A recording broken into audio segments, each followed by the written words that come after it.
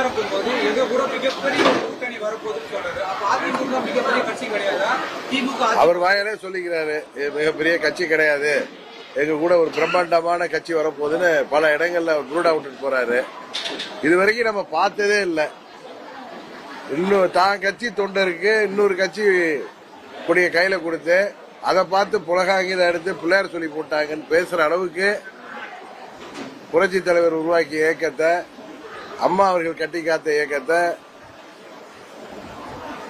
50 ஆண்டுகள்ல 30 ஆண்டுகளுக்கு மேற்ப ஆட்சி பொறுப்புல இருந்த இயக்கத்தை, இன்னும் சொல்ல போனா இவருமே ஒரு குருட்டு அதிர்ஷ்டத்துல தவழ்ந்து வந்து 4 ஆண்டுகள் முதலமைச்சராக இருந்த பிறகும் கூட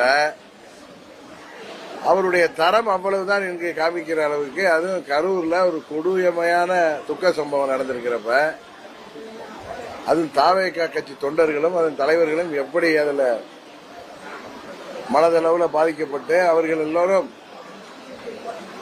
செயலற்று இருக்கின்ற நேரத்தில்,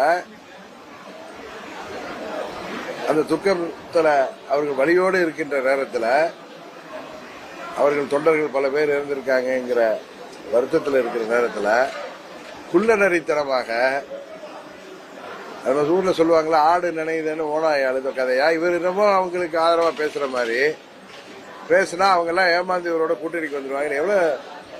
எவ்வளவு ஒரு என்ன சொல்றது, சரியான வார்த்தை எனக்கு சொல்ல வரல, நீங்க என்ன சொல்லுங்க.